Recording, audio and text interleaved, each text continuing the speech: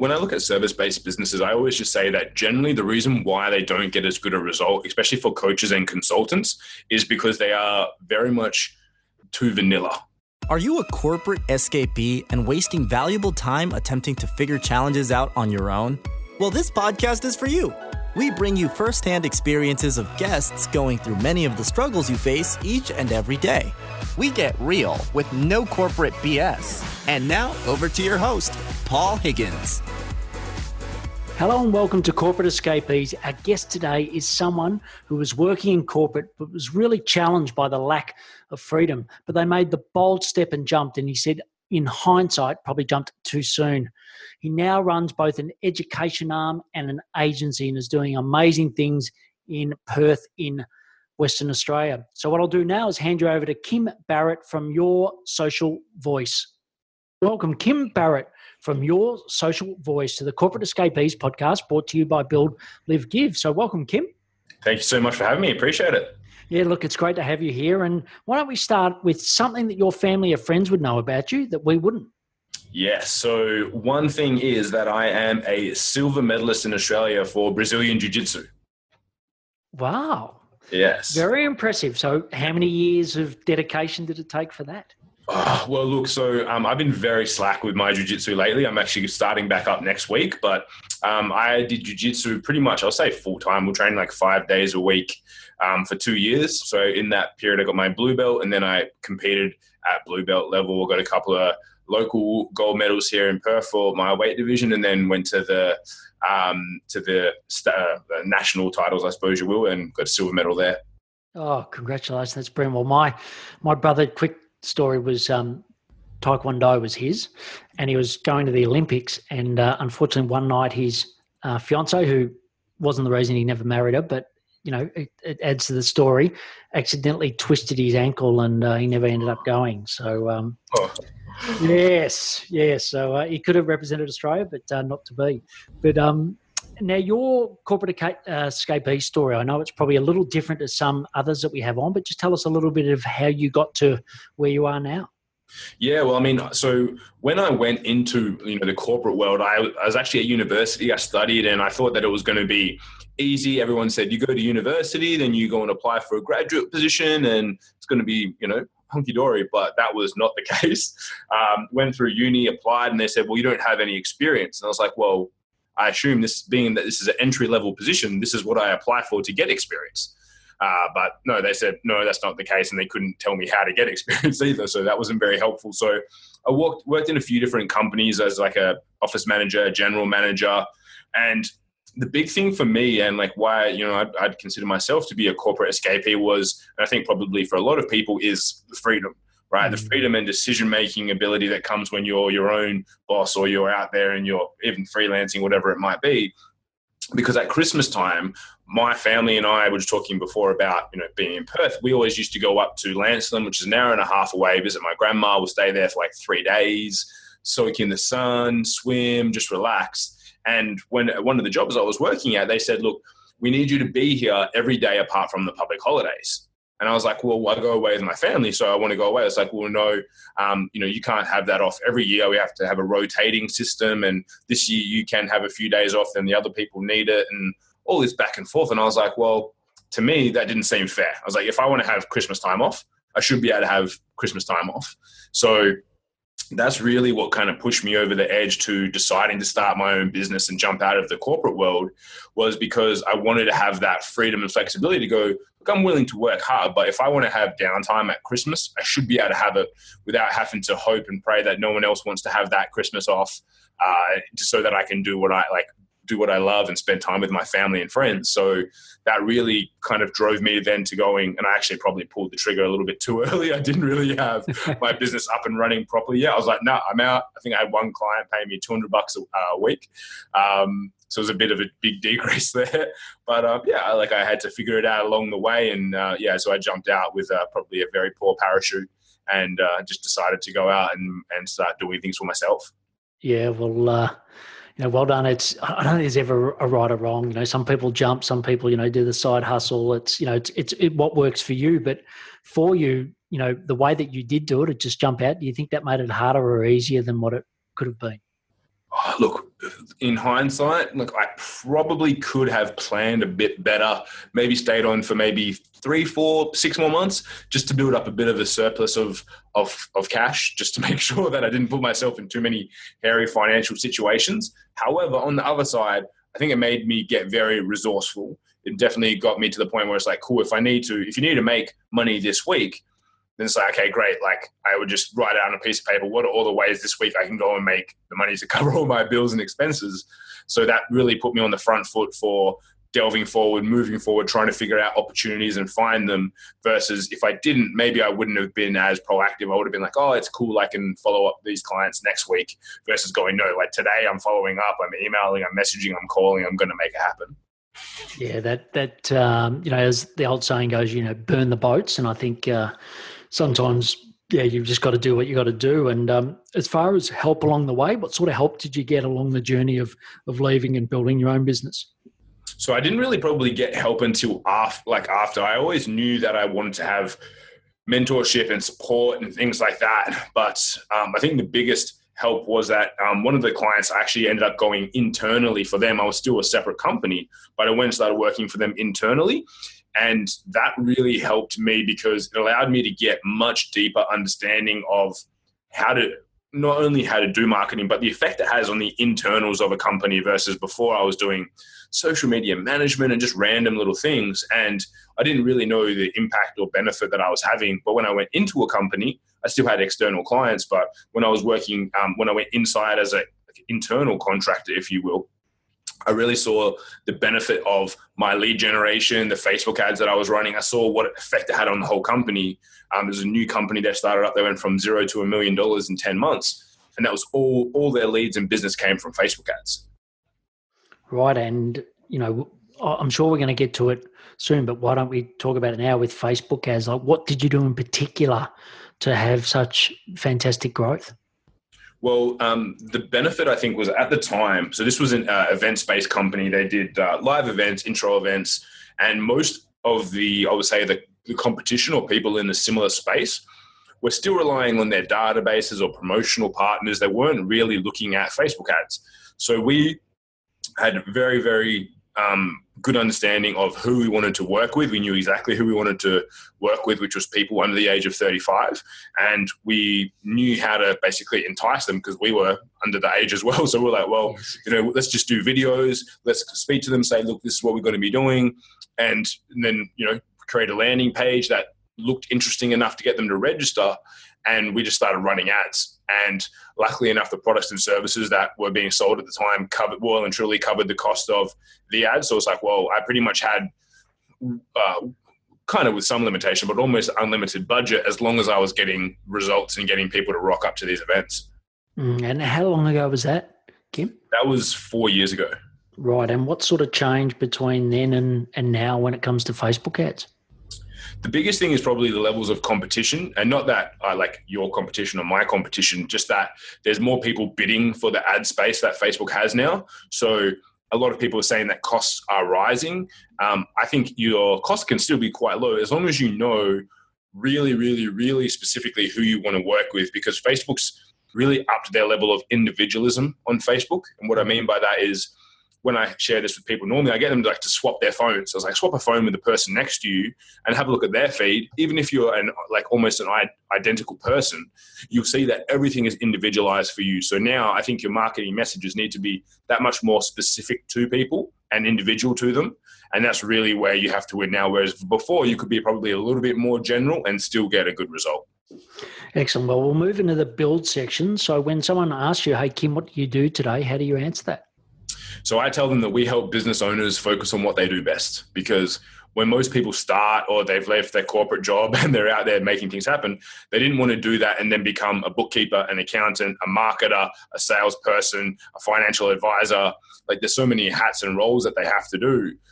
They really just want to focus on helping the people that they wanted to help with their products or services. So for us, I say we take the pressure off of at least one of those, being that we'll help you either install marketing system to bring you leads or we'll do it for you. Great. And what do you know that's specific to you and makes you really successful around bringing leads? I think it's just the level of attention to three core areas being the niche that they're running, the offer that they are going to promote to them, and then how they articulate that, the copywriting that they use. That's really like a three-part process I use and look at for everything. And look, that's not completely different, but I put a lot of attention into that when we do it. And having had run now, I can't even count how many ads and campaigns we've run, like in the tens and tens of thousands of ads that we've run. Like I can very quickly, when I hear someone's product or service, I can almost identify, like in my brain, it starts to go, cool, okay, this is the type of target audience. This is the people that we're going to use. And then look at, and then start to think about, those people, what would they respond to for what this person has? What's the best offer that they'll relate to, respond to, etc. Yeah, and look, we've got a lot of coaches and consultants listening right now. I've sort of heard varying reports, and to be honest, most people I know in our community have really struggled with Facebook ads to drive leads for coaches and consultants. What's been your experience with service-based businesses like that? Well, when I look at service-based businesses, I always just say that generally the reason why they don't get as good a result, especially for coaches and consultants, is because they are very much too vanilla, if that makes sense. So it's like they're playing, it's like, cool, I coach people on health, or I coach people on business, or I consult people on marketing. It's like, well, that's just too general. Like, I still don't know what you do. So if I'm scrolling through my news feed, it's like, unless someone says, I coach 30-year-old guys on how to, stay healthy in their office jobs, I'll be like, oh, that would relate to me. I'll go, okay, that sounds good. I'll click on that. Basically, I'm a health coach, or I help people lose weight. It's like, well, I don't understand what that, like, to me, that's general and vanilla. But if you are much more specific, or even like when you look at business coaches and things like that, it's like, cool, I help gyms go from 1 staff member to 5 staff members and have outsourced themselves from their gym. Like, that's very specific versus going, I coach businesses. Great. And I was going to ask you how you got your first clients, but maybe it's a great segue into, what's some of the best ways for coaches and consultants that you work with to get their first clients? Yeah, it's a great question. I always find that you need to have like that one first person, so you can get the best thing ever is someone else talking about how good you are rather than you talking about yourself. So I can help you do this, this, and this, or this is what we help our clients do. If someone was early stages, I would just do, and I always call it like a beta test. If you look at the technological term for it, it's like, well, let me bring someone in. I'll do it for cheap or for free. I'll get them results as long as they give me a testimonial. So whenever we launch a product or program ourselves as well, because obviously we consult on marketing to people, I'll get beta testers in. I'll give it to them at like half price of what I'm going to sell it for normally, and get them to figure out the bugs, see if there's any problems. But then I also get them to give me a great testimonial afterwards as well. Yeah, I think that's great. And I always advise people to still have your market price, but then just discount off it. So even if you discount it 100%, at least you're setting a market price out there. And as far as testimonial, what sort of formats work best for testimonials? Well, look, ideally, it would be a case study testimonial, which is where you've like, if it's a business or a person, you go to their place, you film them, you get a little bit of B-roll or like secondary, action shots, so you can make it look really good. But worst case, if you're just starting out, just getting someone face to cam and go, hey, this is where I was when I started working with Paul. He helped me get to here. And this is who I recommend work with him. Just those 3 core points, going like where they were, where they got to, how they found the experience, I think always just works really well. And just nice, candid face to camera. Like the worst ones that I find are where you've got someone like not coaching, but they're coaxing. It's like, okay, and so out of 10, how well do you rate Paul? Or some people say that Paul is tremendous, outgoing, funny, and a great business coach. Would you agree? Like those things, I think, are terrible. So I like to get people just to do it in their own words and go, cool, like just tell me where you started from, where you got to, how you found it, and I'm happy with that. Great. And, I love the ability for you to sort of help people just be their best. I think that's brilliant. But who in particular do you love to work with? Who's your ideal client? So we've got really 3, because we have really 3 core areas of what we do. So one, we actually work with other agencies or people that have just started an agency to help them scale, and we give them all of our systems. We give them referrals for people that can't work with us. So anyone who's doing kind of between a few thousand a month up to 10, 15, 20,000 a month in an agency model similar to ours, Facebook ads, marketing, funnels, we help them scale. Then we have our done for you services, which is really for business owners who are service-based, running either events, webinars, online trainings, who are doing $500,000 to $1 million per year and want to scale that up. And then we have our do-it-yourself system, which is, again, people who are service-based, who don't have a consistent way of generating leads yet. They're probably making $100,000 a year or more, between 100 and 250, and they haven't yet cracked a way to consistently bring leads into their business, again, service-based, and they're running live events, or they're doing sales calls and appointments, coaches, consultants, similar things like that. And they want to implement those into their business so that they've got a consistent source of lead generation. Yeah, and certainly on the third one, done for you, which I think, a lot of our audience fit into that. What, a lot of people talk about people migrating from Facebook to LinkedIn because certainly, because of the cost of advertising, etc. What's your view on that? Have you seen that? Have you seen that any particular social platform works better than others? Love to get your thoughts. Facebook still is the king, and it's like, from a cost perspective, LinkedIn's like 4 times the cost. So you wouldn't be migrating there from an ad perspective. If your audience is sub 35, then definitely Instagram is where I would be looking at.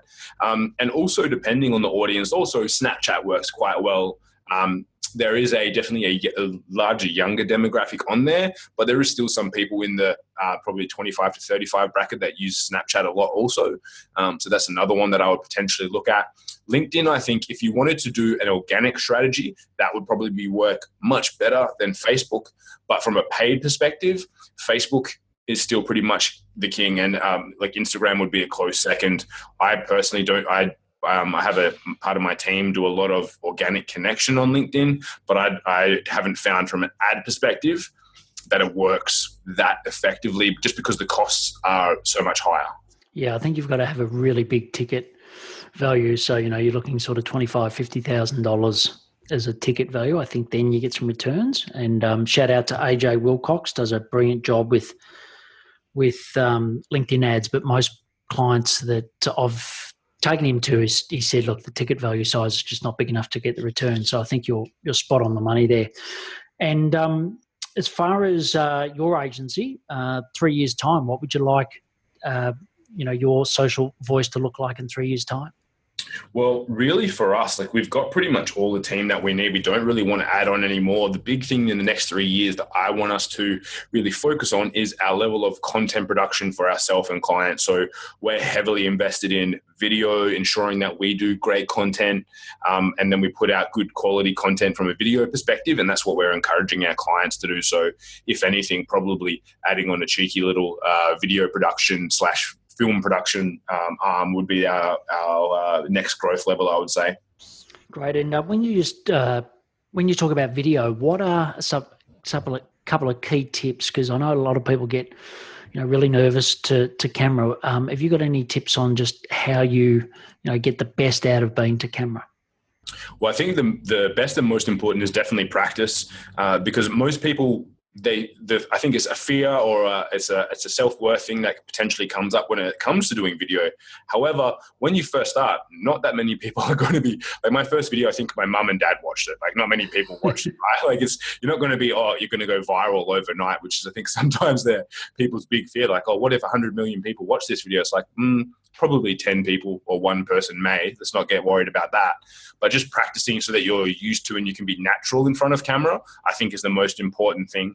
And the second is making sure that you invest in something that's going to give you good quality audio, and making sure you're in a good or a well-lit environment are probably the two most important things, because bad audio is something that people will just tune out from. So as long as your audio is good and your visuals pretty solid, then you're onto a good wicket.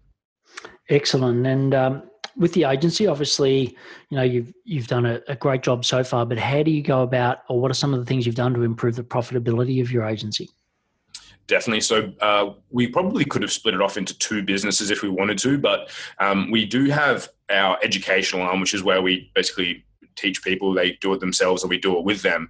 That really leverages our profitability because everything else has a human component. So when we're doing it for people, we've got people running the ads, we've got people creating the funnels, we've got our graphic designer, we've got our general manager who manages the projects. So there's a lot of human time, energy, and effort. But on the product side, where we have a training program, I do one call a week where I go help people overcome whatever problems they've got, give them feedback. That is very leverageable and also obviously very profitable on that side because once I recorded the content, yes, it took me time to build and to create and film, but once it's done, and then it's leverageable time and time again. Yeah, and you talk about your team. Who helps you? How big's your team? Just give us a bit of an insight into the size of your team and what they do. Yeah, so we've got a 7-person team.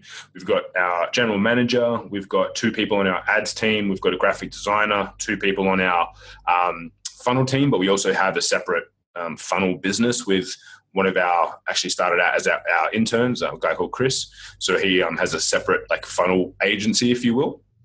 And then we also have but other people that assist us on the sales follow-up side of things, appointment setting side of things as well. So they're also in our team. I kind of see them almost externally though. So that'd probably be 10 if we took into account them as well. Great. And as far as finding the right talent, what are some of the best tips you can give us in finding the right talent? The best thing that we've had is our internship program. So we've been running that for 2-3 years, and what we do is we get people to come in and intern, which is generally obviously a free role for them. They might do a day or a couple of hours a week or whatever it might be. We get a lot of uni students coming through as well, and for us, we get them to choose, and it's cool, we have these different areas, 4 areas of the business. For example, we have ads, copywriting, funnels, graphic design. Let them have a little taste of everything and go, cool, what would you like to learn more of? Then they choose, and then they get basically mentored, if you will, and they get advice from our team in that area. They get to go through, experience it, try out a few, mini projects that might be related to a client as well. And then if they're good and after they finish, if they want to continue, then we potentially look at how we can bring them into the team. So that's a really good way for us to find talent because most of the time, anything in relation to what we do can be taught, and I teach it, and we teach people how to do it. So that side's not hard. It's finding the right fit for our team. We're a very jovial, friendly, family-based kind of team where we like to have a lot of fun. We like to have a good joke, but we also like to get things done. So we're very, I would say, casual but not relaxed, if that makes sense.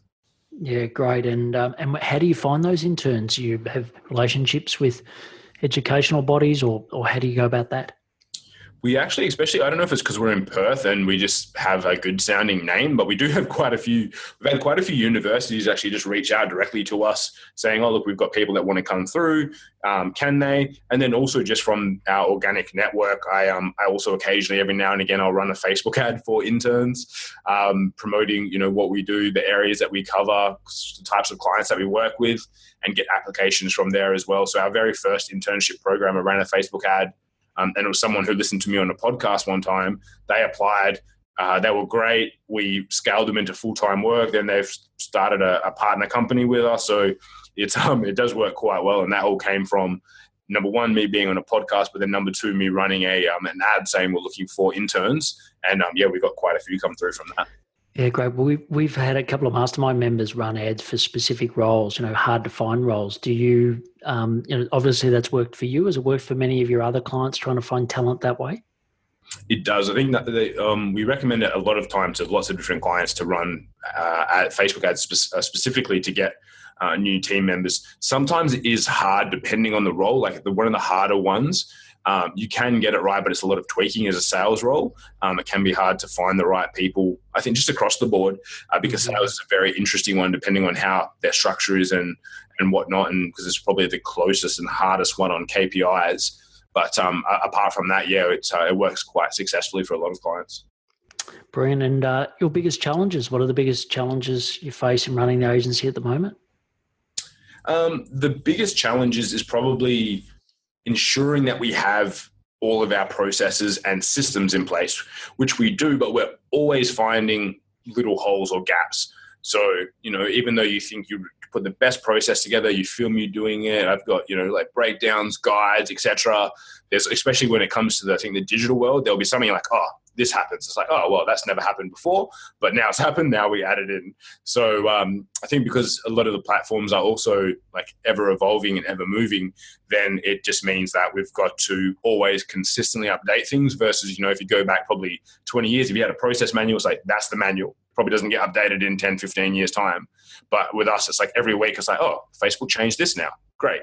Let's go in and re-update that manual, change this, change that. This is what we've got to do from here. So because of how fast things move, it means that we've always got to be ready to adjust and move as well.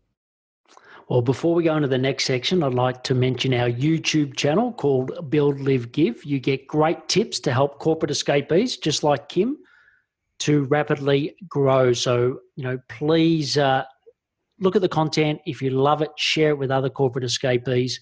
And also stay to the end of this great podcast with Kim, as I'll give you my 3 key takeouts. So, Kim, on to the next section, which is the live section. So what are some of the daily habits that help you be successful? Definitely one of the big ones is making sure I move in some way, shape or form. So going to the gym or having a hit of tennis or squash really, really helps me to be able to just have the energy to go through the day, but also just to let out frustrations. But it's like, if anything's been bothering you, you go and you run around a tennis court for an hour. At the end of it, your mind's completely clear. It's like there's no stress or worry, or going and having from next week I'll be going and having a role in jiu-jitsu, so that you can't be focused on anything else apart from that at the time. Otherwise, you'll be hurt very badly. So that's probably number one. Number two, on a daily basis, is I always look at, and I basically plan my day, but I also look at the day before and go, look, what were my limitations or any problems I had yesterday, and then how can I overcome or address them today? And number three, at the end of the day, is also looking at what am I grateful for from what happened today, and then also looking at in that that same part and same process, like what are my wins for the day? Because I think sometimes you go through a day and there's all these little things that happen along the way that might have been positive. If you have one thing that's not so positive, sometimes you're like, oh, the day was a waste, or it didn't work, it was a bad day. But it's like, well, no, you have wins every single day. You've just got to be able to identify and remember, and sometimes give yourself a little pat on the back, a little bit of encouragement, and go, yeah, at least you did that well. That's great. Well done. Keep going. And then tomorrow's a new day. Excellent. And Liliana, your wife? Yeah, my partner, yeah. Yeah, your partner. Great. She's going to be listening right now. So what would you like to say to her about the support she's given you through this journey? Oh, I just got to say that she is I don't know if there's a female or male, if they're different, but a saint when it comes to putting up with me, because I do a lot of long hours, and sometimes I can forget that I also have a partner to look after and be with and whatnot, and I get stuck in the world of computers. So she's very good at giving me space when I need it, but then also ensuring that, when I spend too much time, she's very good at calling me out on that and saying, hey, we need to make sure we're doing this or we're doing that. And she's very much not free spirit. She likes to get outside and do things. So she does that for me as much as I try and then do that for her as well, because she also has her own business. So we're going to make sure we both ensure that it doesn't consume us, because we work to create a living, but we don't want to live just to work. Well, the next section's the give section. So what's a charity or a community you're passionate about, and why? One of the big ones is a company called Operation Underground Railroad. So I found out about them when I was at an event one time, and what they do is they actually go into countries all over the world. They're a private company, and they go in and they rescue kids and sometimes young adults that are in sex slavery, human trafficking, etc. They'll go in and they'll rescue, and then they'll take them out, and not only will they rescue them, but they also have rehabilitation programs, and then they also prosecute the perpetrators as well and bring them to justice, whether that's taking them to America, Australia, depending on wherever these people are from that are doing these, like heinous crimes. They will go in and do it where, most governments can't really, because it's like, well, you send in a secret Australian team to somewhere and then the government gets upset, versus these guys, they go in, they do it, they're in and out, and they make it happen. Fantastic. Well, the last section's the take action section, where I'll just ask you some questions and get some rapid fire responses. So the first one is, what's your top 3 productivity tips? Number one would be to drink tons of water. Number 2 would be to only focus on one task at a time. And number 3 would be to, when you do want to focus on one task, turn your phone on airplane mode and your computer to do not disturb. Yeah, great advice. And for a man who's on dialysis and can't have a lot of fluid at the moment, I really miss drinking my water. But that's a whole nother story. So you talked about, systems and processes, etc. What are some of the systems, some of the software that you use to help run your business? So from a client communication perspective, we use Slack. I find that really good, easy, and effortless because then we don't have to worry about anyone getting emails in a random email address, or someone goes on holiday and clients have been emailing them. All our communication happens through one channel.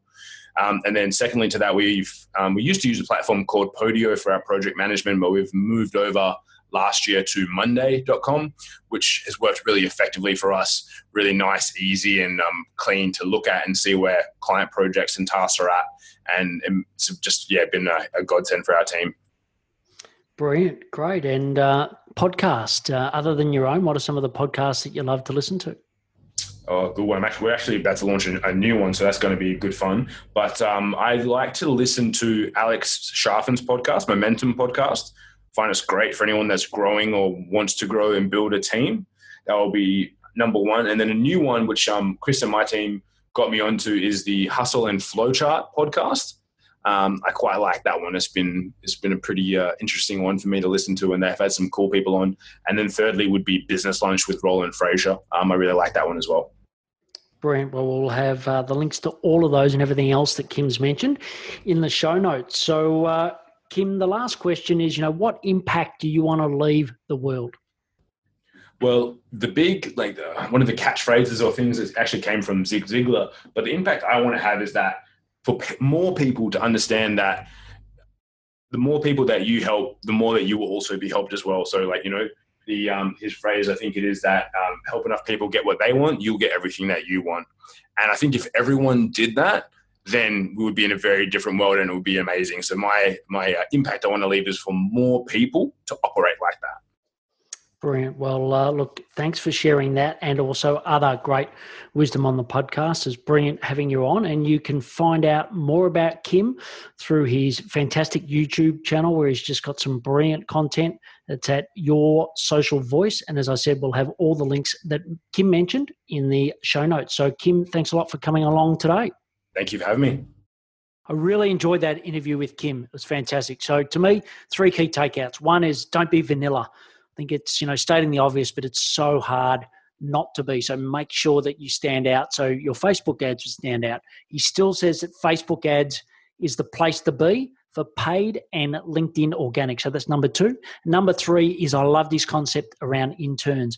How do you actually work with talent to both see if they're the right fit for you, but most importantly, if you're the right fit for them. So I really love that. I'd love to hear what you got out of this. So please email me from paul@buildlivegive.com. Also, if you know a fellow corporate escapee that could get benefit from this, Kim's great wisdom, please share it with them. Thank you for listening to the Corporate Escapees podcast, brought to you by Build, Live, Give. If you would like to join a community of like-minded peers, please visit www.buildlivegive.com. Until next time, thanks for listening and be brave.